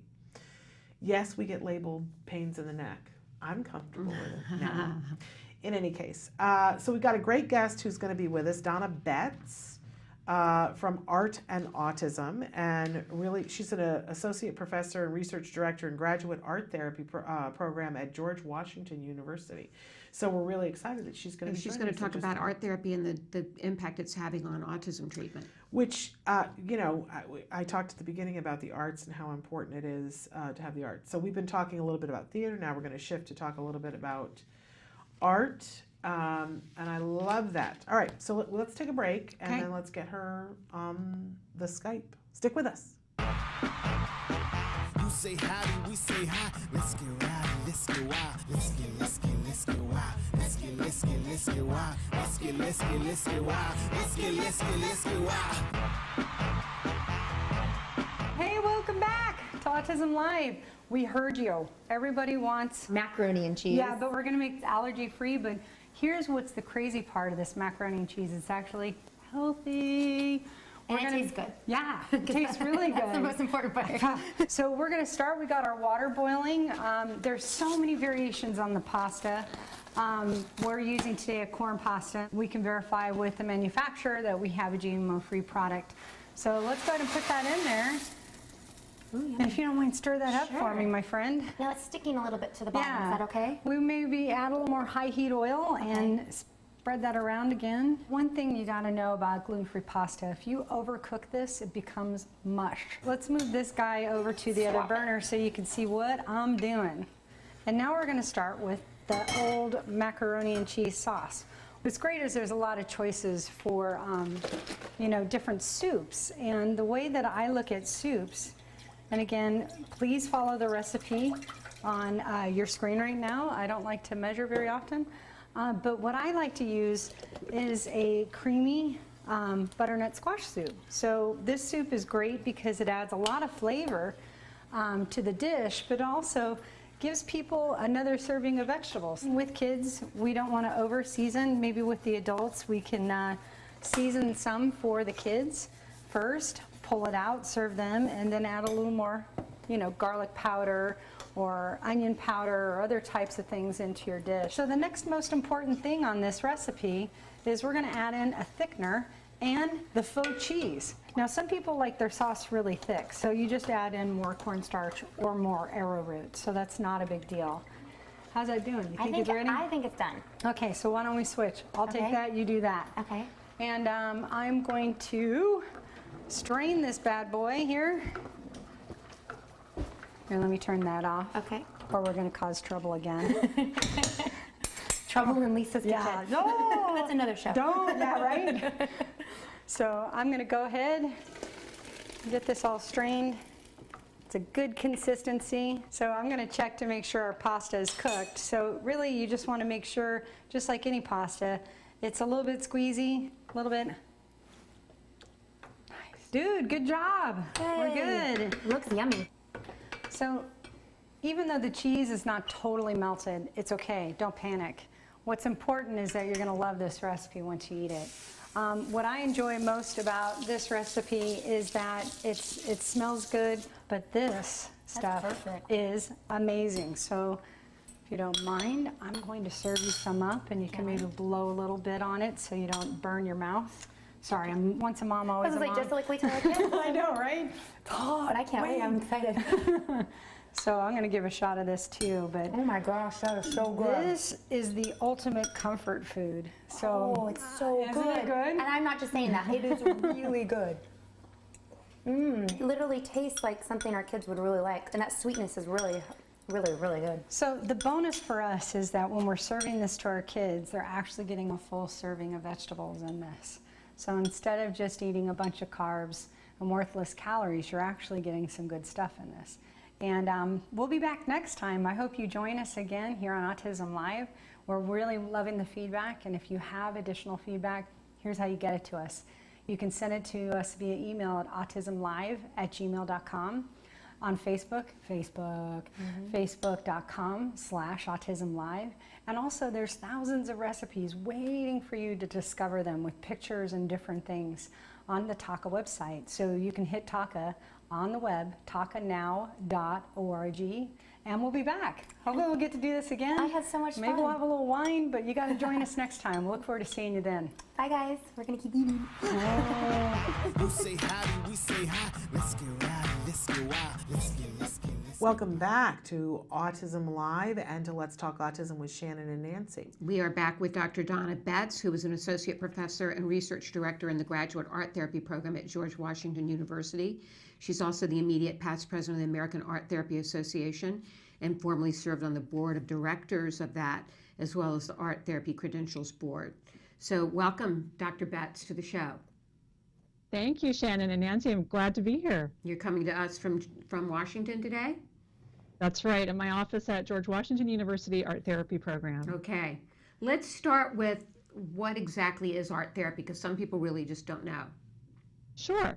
So art therapy is a regulated mental health profession, and it's integrated in the sense that it really, it's a wraparound service for clients, and it's found in a wide range of settings where individuals need any type of support, particularly mental health, as I mentioned, behavioral health. It enriches the lives of individuals, families, and communities through active art making, the creative process, applied psychological theory, and human experience within a psychotherapeutic relationship. Okay. So it's used to in a variety of fields. Let's talk about art therapy in the autism world. How is it used in the autism world? Or how widespread is it as well? It's becoming increasingly widespread. It's used in school settings for children with autism. It's used in community settings. It's used also in anywhere really where services that are provided for individuals with autism can be found of a range of ages. And because there is an increasing awareness of the need for services, not just for children and adolescents, but also, as folks age out of high school and enter early adulthood. So that's another target area. Those folks, of course, need support as well, right into adulthood and beyond, and so do the families. And so art therapists are often working in those contexts as well. So maybe if you could help us to understand, what does a typical session look like? How does it look different than an art class, and how does it look different than a psychotherapy session? Right, and so, one of the unique aspects of being an art therapist working with individuals with autism is that we are trained to work with individuals of a range of abilities. I want to emphasize abilities because as art therapists, mental health professionals, we recognize that everyone has the capacity for creativity. We also recognize that, someone on the autism spectrum is going to be very different from anyone else on the autism spectrum, so that, in other words, they're very unique. Every individual is very unique. So the art therapist is trained to learn how to tailor their treatment goals to that individual's needs. And, I worked with people with autism for a number of years. And, the kids I worked with range in age from, I'd say, 8 all the way up to 18. And every single one of them was very different. And because I had such exceptional training at the George Washington University program, the graduate level, and became a qualified art therapist, of course, I was able to, tailor the individual education program goals for each student I work with. I had students that, for example, although they had autism, were actually quite gifted intellectually in some areas and needed support in, emotional regulation or socialization and so forth.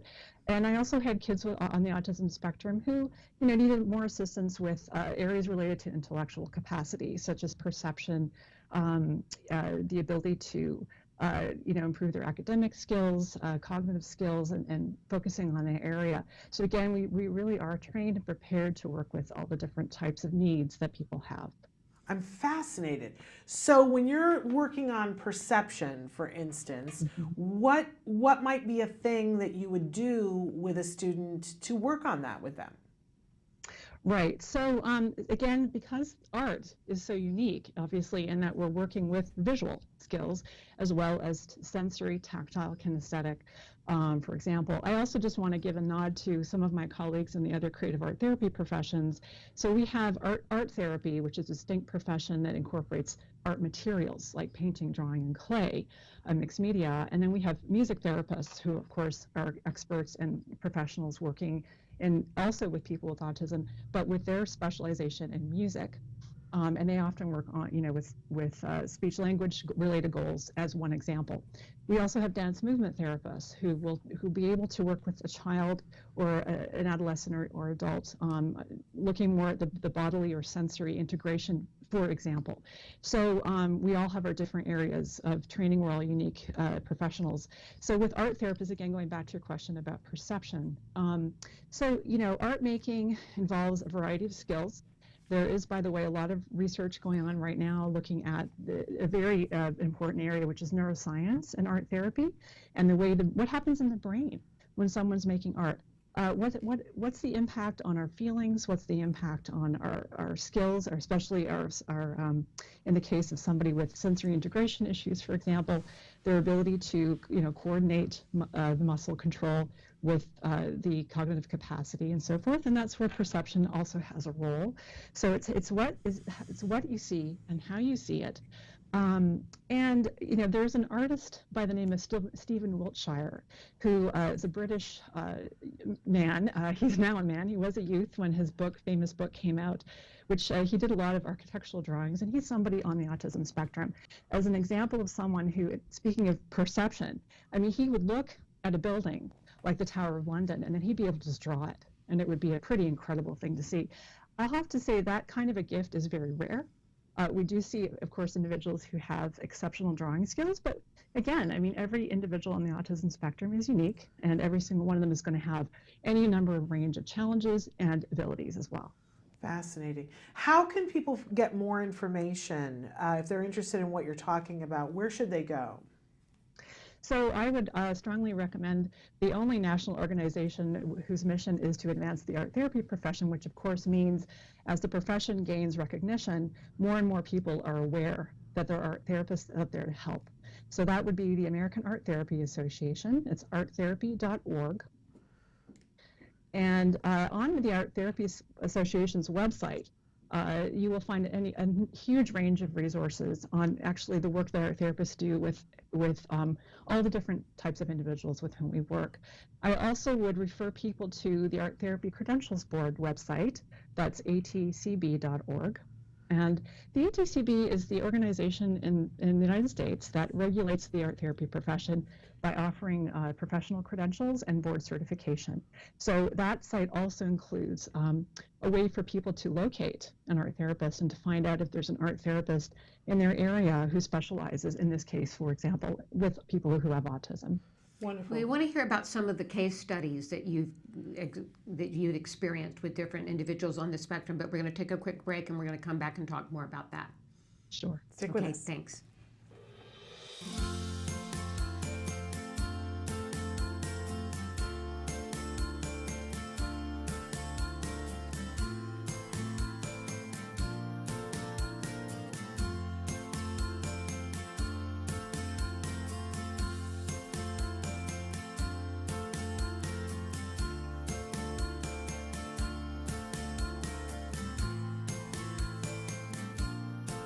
Inclusion is everything.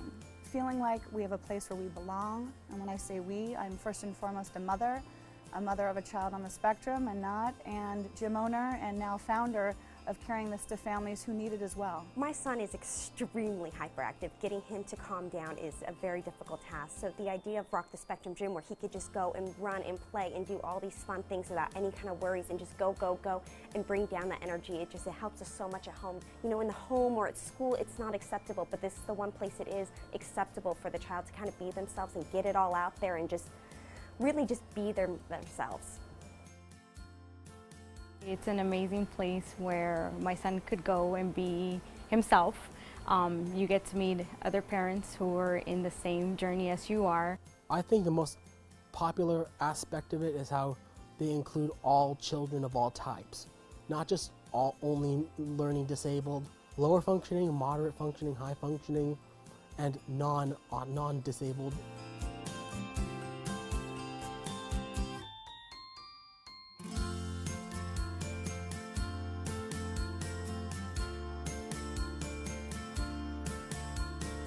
The people there are so friendly. Everybody's like family. They always greet you with a smile. There's not one negative thing I could say about any of the employees. They're all absolutely amazing. I think every parent should walk in through those doors and see what an amazing gym it is. Now a diagnosis meaning 1 out of 6 kids are in some way or form affected with sensory processing disorder or autism. That's why We Rock Now is on the rise. People want to be a part of it. People know that they have a community there. They know that they can learn more information about things that they don't know themselves or that they can share, build friendships, and basically get what you get in an OT facility, but it's not $150 an hour. It's $12.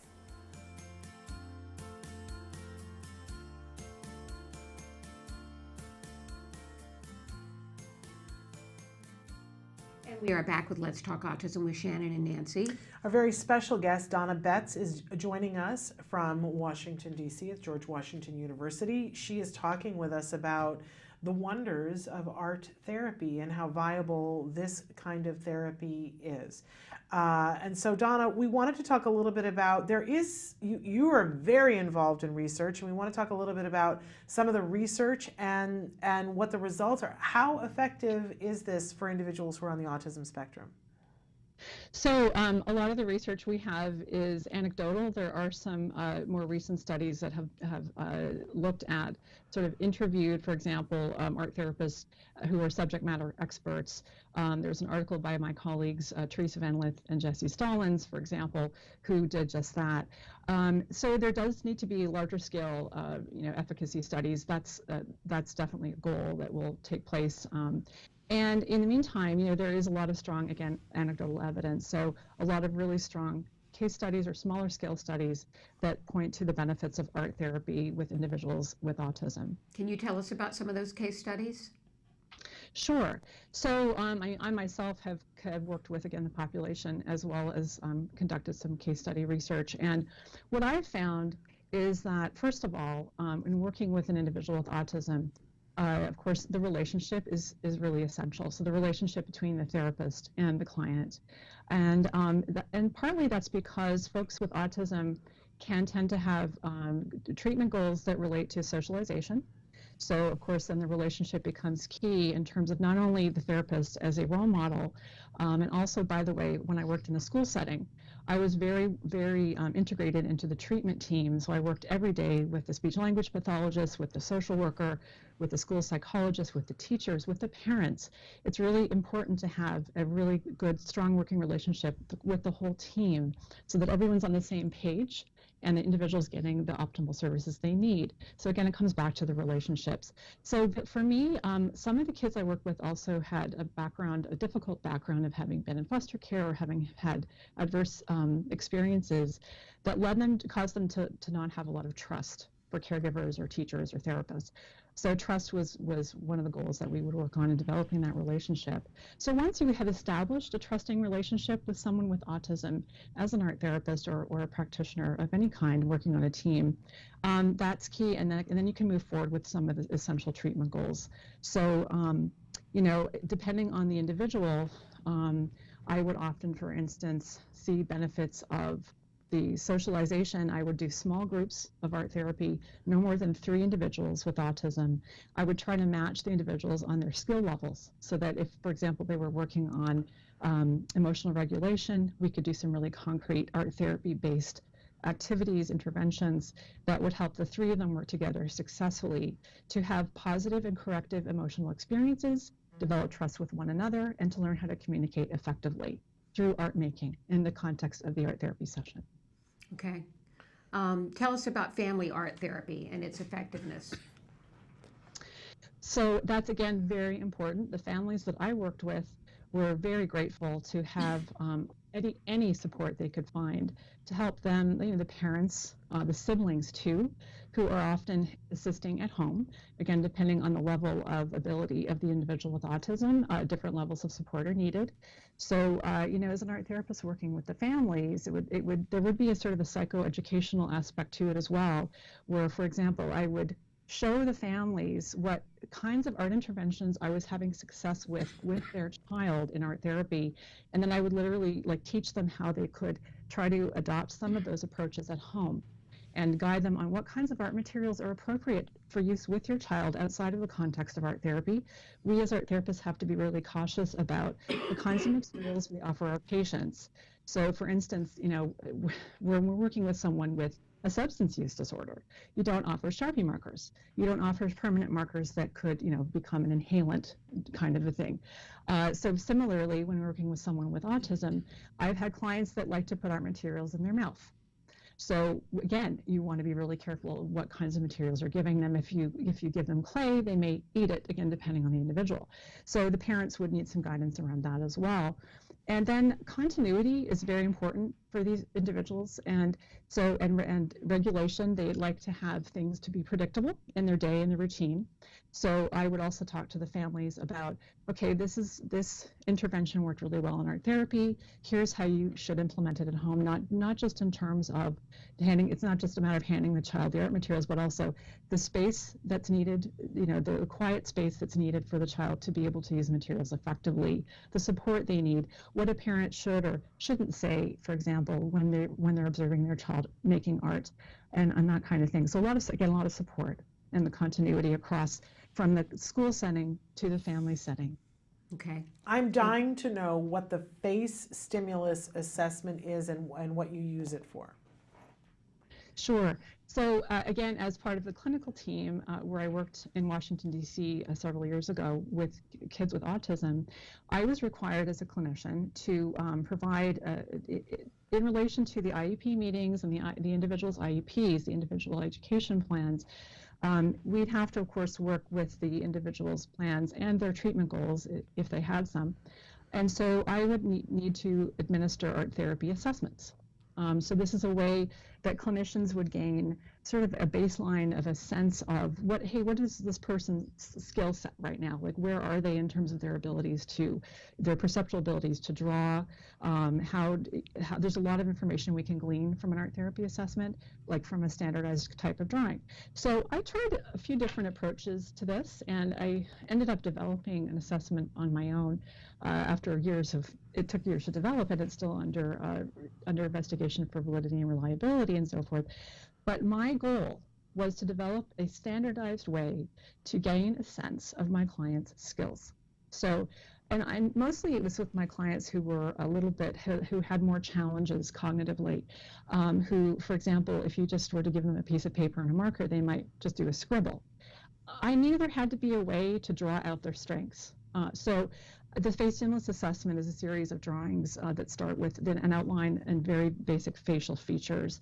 And by the way, the kids that I had the most success with using the face stimulus assessment were kids who were nonverbal, who had communication difficulties, but in many cases could understand what I was saying but couldn't speak to me or couldn't articulate their needs. And that becomes an additional challenge for the therapist, because then we have to really find creative ways to communicate and alternative ways to communicate. And art therapy is ideal for that because, again, it's very visually based. I worked very closely with a speech-language pathologist. We had a picture symbols way of communicating as well.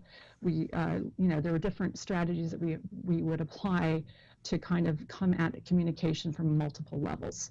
So the child was getting all the different mechanisms for communication. And so the face stimulus assessment enabled me to at least determine a little bit of information about their memory capacity. Were they able to remember where the facial features were located, for example, on the face over several minutes? And then in the IP goals, I could sort of extend that out over time to see if the effect would endure, as one example. Amazing.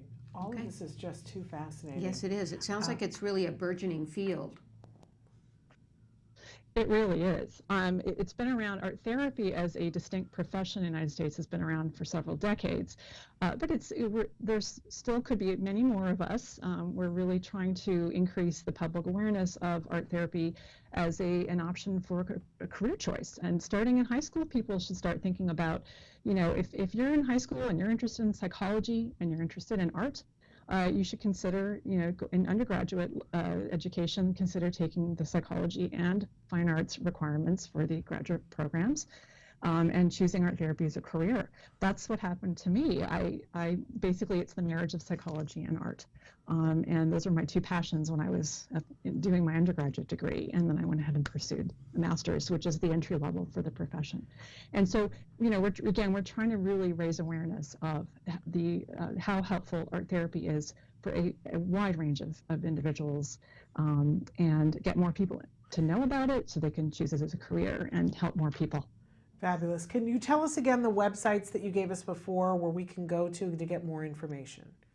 Yes. So the American Art Therapy Association, that's arttherapy.org. Okay. And we've got that up on the screen. Yeah. Yes. And that site also, if you're interested in pursuing art therapy as a career, you'll find all that information on arttherapy.org. And then for information about how the profession is regulated, that would be the Art Therapy Credentials Board, atcb.org. And before parents start an art therapy program, they should check there to make sure that the person is properly credentialed, correct? Exactly. Yes. And that's really important because, because art therapy is not as widespread as we like it to be, it's buyer beware. Whatever state you live in, there are slightly different regulations for the profession. Just be careful that if someone's calling themselves an art therapist, that they are an art therapist. And yes, the ATCB site is a way to verify that. And some states also have an art therapist license, which is an additional layer of protection, if you will, for the public from harm. I mean, if you're going to an art therapist, of course, you want to make sure that person has the actual qualifications so that, the treatments that they're using are appropriate and relevant to the individual's needs. Absolutely. Right. Well, thank you for joining us today, Dr. Betts. We've learned a lot about art therapy and autism, and I'm sure there are a lot of families out there interested in exploring this for their kids. Thank you so much, Shannon and Nancy. It's been my pleasure. All right, thanks a lot. Thank you. Bye-bye. Thank you. Wonderful. We're going to take a short break, and then we're going to come back to talk about a few things before the end of the show. Stick with us.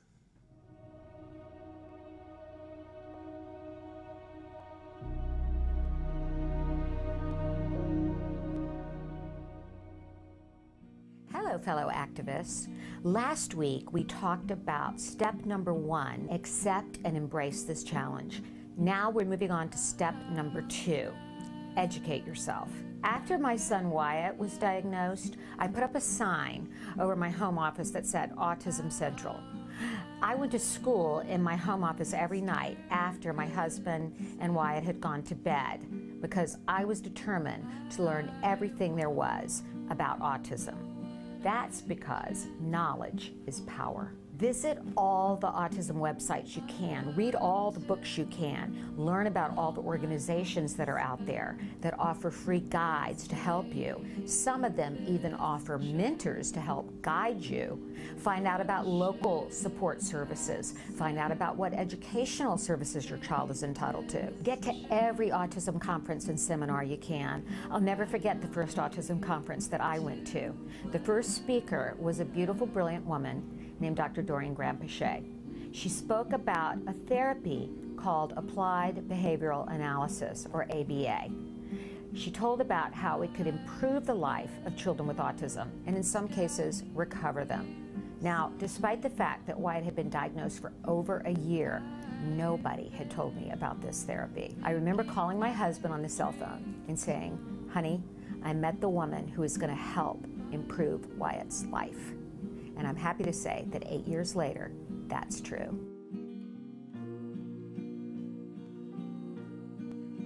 Are you feeling a little overwhelmed by all the information that's out there? Well, you're not alone. But try different approaches for your child. Trust your gut. Just 40 short years ago, mothers were told if their child had autism that they would have to be institutionalized, and in some cases they were actually blamed for their child's autism for failing to bond with the child. That was called refrigerator mother syndrome. Well, thank goodness times have changed. So until next time, learn everything you can about autism and keep the faith. Welcome back. Amazing. I love watching you do that, and I love seeing the picture. I love doing them. Both your boys, and you just said to me today is the 2-year Anniversary of my husband's passing. Can't believe it's been 2 years. Time has flown by. Oh my goodness. Also, and to shift gears, and there's no way to easily shift gears, but we've had a lot of questions that have come in a lot of different formats. But one in particular that you said you really, they've been persistent. On YouTube, my brother is 58 years old and was a practicing podiatrist but never passed his residency. He has a degree in biology. He was called special ed in high school at 58. How does he get a certified diagnosis? And, I want to answer that question, but I also want to say for any of the adults that are watching, you can get a diagnosis. You have to go to a licensed psychologist and discuss it with them. Probably the first question that they will ask you is, why do you want a diagnosis? Because keep in mind that if you're having difficulties in your life and you can't achieve the things that you want to, and you feel that it's because a diagnosis is warranted, that there are ways that you can work on it on your own. You don't have to get the diagnosis, and there's pluses and minuses. But even for the parents that write into us about their kids, the reason why we run to get a diagnosis is so we can get funding. And the truth of the matter is that for a 58-year-old, the funding is like non-existent. Yeah, it's not going to be there. So keep that in mind, that if you feel that you need the diagnosis, know why you need the diagnosis, because they're going to ask you why you need it. And it's going to cost you a little bit of money probably. But you can go to a licensed psychologist. I would probably reach out to, see if there's an Autism Society of America that's near you, to see if there's somebody that they know is particularly adept at dealing with adults. The other place that you could go to, and I would recommend anyway for an adult, is go to wrongplanet.net. Alex Plank is the creator. He created that when he was 17 years old, but oh my goodness, it's grown so much. And it is a site that is meant to be specifically for adults that are on the autism spectrum, to be able to share ideas and back and forth.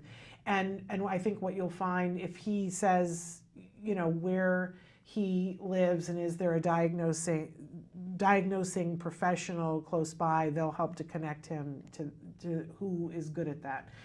But if there are things that are in his way that are substantive to him and he cares about and says, I don't know how to do this. Right. Like, I just don't know how do you, whatever, fill in the blank.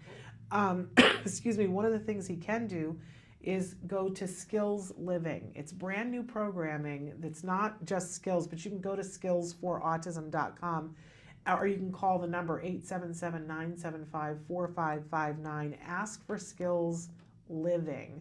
Tell them, as I mentioned earlier in the show, I just haven't put it up here yet, there is a discount if you're an Autism Live viewer. So tell them you want the Autism Live discount. I think the code is ALIVE, but I'm not sure, on the website. But if you call them, say, I want Skills Living, it's a brand new product, but it is lessons from 16 different curricular areas for adults, for older teenagers and for adults. So that a lot of it he's not going to need.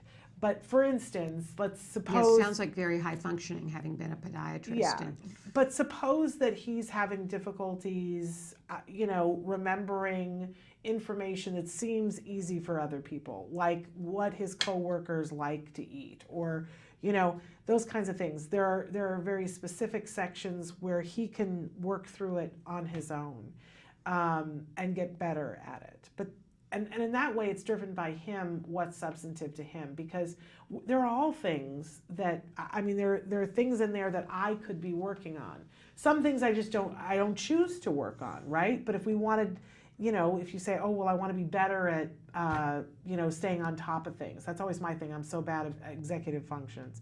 I can go in and I can work on those things. I just think with adults, it's super important that they say, this is important to me.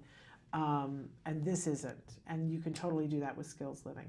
So wrongplanet.net, great place to go and get resources about anything for adults on the autism spectrum. And if you're looking for lessons to do on your own, Skills Living, part of the skills program, phone number 877-975-4559. Tell them Shannon sent you and that you want the Autism Live discount. All right, tell us what's on the show tomorrow. On the show tomorrow, Oh gosh, and I can't even remember. I know that we have Bonnie Yates, who's on Right. the show tomorrow. First thing up, we have a woman who calls herself the Autistic Globetrotter.